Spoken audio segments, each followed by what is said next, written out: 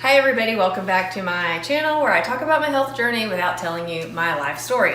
So today we are going to be doing, my daughter's filming me, another awesome recipe from sandyskitchenadventures.com. It is the Alice Springs chicken. The one thing about this recipe is you have to plan in advance because there is some chicken marinade time. So this is what you're gonna need. So it makes 4 servings.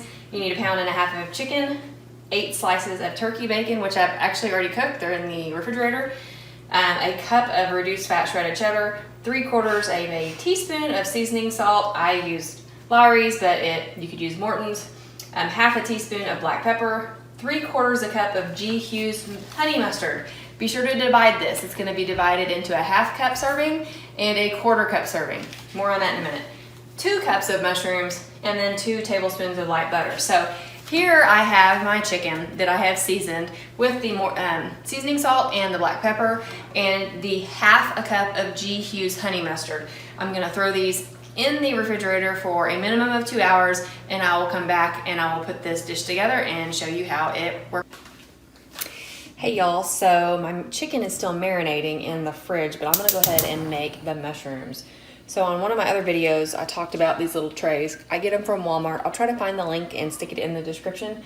But I like them because they have a bunch of nooks and crannies. They come with these little kid bowls, which are great for portioning and prepping and all of that good stuff. So the first thing we're gonna do is, my hands are clean, take this butter, this light butter, which is down here, and we are going to melt it in a nonstick skillet and then saute our mushrooms for 5 to 7 minutes.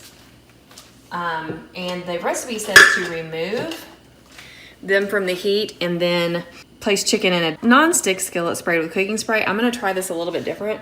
I'm gonna cook these mushrooms and then I'm going to remove the mushrooms and leave kind of the butter in here, just because, you know, hey, if we have this butter in here, we might as well use that flavor. So I'm gonna let that melt. I'm going to toss these in here for 5 to 7 minutes. This is 2 cups of mushrooms. We're gonna get these all sauteed up and we'll... Okay, the mushrooms are brown, so what I'm gonna do now is I am going to take them out of the pan, and this is a deviation from the recipe. I'm actually gonna take them out of this pan, turn the heat off, remove them, and I'm gonna take them out of the pan and set them aside, and I'm gonna leave the remaining butter in this skillet. And when my chicken gets done marinating, I will use this skillet to saute it. Now, the chicken, you can also grill it, which I have done on just a grill pan here in the kitchen, or of course you can take it outside and grill it, but today I'm going to, go the sauteed route. So I will. Okay, so I've got the mushrooms done. I am taking the chicken out of the marinade and I'm going to cook over medium heat for 5 minutes. Now remember, I've made this before and I'm doing it just slightly a little bit differently. I'll always tell you, cook the recipe like it states and then you can tweak it as you like. So I'm using the leftover butter from the mushrooms, but I'm just gonna take this chicken out of the marinade and I am going to put it in the pan and let it saute for, it says about 5 minutes. Now while that's cooking, I will say these chicken breasts, I bought them thinly sliced, and I of course cut them before I stuck them in the marinade down to the 1.5 pounds of chicken, but they're not all the same size. So you may notice that I flip them and take them out, just watch them. Basically you want to get them brown on the outside. They'll continue cooking in the oven. Now, one thing I'm going to do differently with this recipe is you'll notice that the recipe calls for 2 slices of bacon per chicken breast. I'm actually going to crumble mine over the chicken breast because I think it'll make it easier to eat. Like I said, I've made this before. And then the recipe calls for a 9x9 baking dish. I don't have one, so I'm going to use this. Now, I'm kind of weird because I want to make sure I get all the protein that I need to get. So I have pre-weighed this to find out how much it weighs. When everything's done cooking, I will actually deduct the weight of this from the total weight of the dish. And I will divide that by 4, and that will tell me this is how much my individual portion size needs to weigh, because as you can see, these chicken breasts are all different sizes, and I really want this one, but I probably need to eat this one.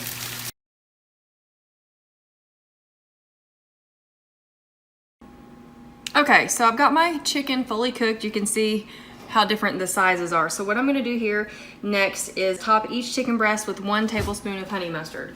So I have these, I love these measuring cups from Walmart. They have the little colors and they're 1/4 of a cup. Expert tip, 1/4 of a cup is 4 tablespoons. So I'm just gonna take my little tablespoon measure and just spoon a tablespoon over each one, and I can spread that out in just a minute. We'll do the big ones first. And you can see there's still some left over from sauteing it in the pan. So just kind of spread that out. Y'all, this is so good. Okay, the next thing to do is add the mushrooms. So I'm just gonna try to do, I guess, a quarter of a, quarter each. We'll see. We'll just try to spread these out as even. And I'm going ahead and pouring the juice in there. All right. The next thing is 2 slices of turkey bacon. Now, normally you would just place these over there, but because these chicken breasts are all so different, I'm just simply gonna take 2 pre-cooked turkey bacon slices, and I'm literally going to just sprinkle it on top of each. That seems like so much bacon, but it's so good. Over each. Again, you may like it with the full bacon pieces. Okay, so we've got that. And then the last thing we have to do is add 1/4 cup of cheese. So for each one. So this is a full cup of cheese. I actually weighed this out because I'm not skimping on cheese. So it's a full 4 ounces.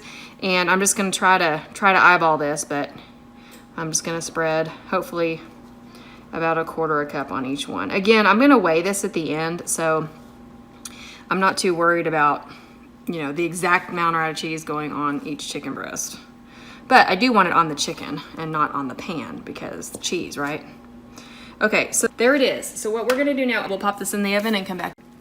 Okay, so our timer went off at 15 minutes. Notice I did wrap this with foil, so don't forget to do that. Covered this with foil, excuse me. And what I'm gonna do now is I'm going to check the temperature of the chicken with a instant read thermometer because I don't want raw chicken. So I'm gonna check it for 165, and it doesn't look like it's quite ready. So I am gonna go stick this back in there for a couple more minutes just to be careful, and I will be right back. Okay, so that looks a lot better. So what we're gonna do now is, remember I mentioned earlier that these chicken breasts are not the same size. So what I did was I pre-weighed this baking dish, and I'm kind of weird. I like to use grams. It's easier for me to remember, but you can use whatever you want. So this baking dish was 1,097 grams. So what I'm going to do is now weigh it again. And it's 2,048. So 2,048 minus 1,097 means the volume, the weight of the contents is 951 grams. If I divide that by 4, I get 237.75 grams per serving. So that's what I'm gonna weigh out on my plate. You see over here, I have, right here, some green beans. And I'm gonna do 2 servings of those. Happy eating.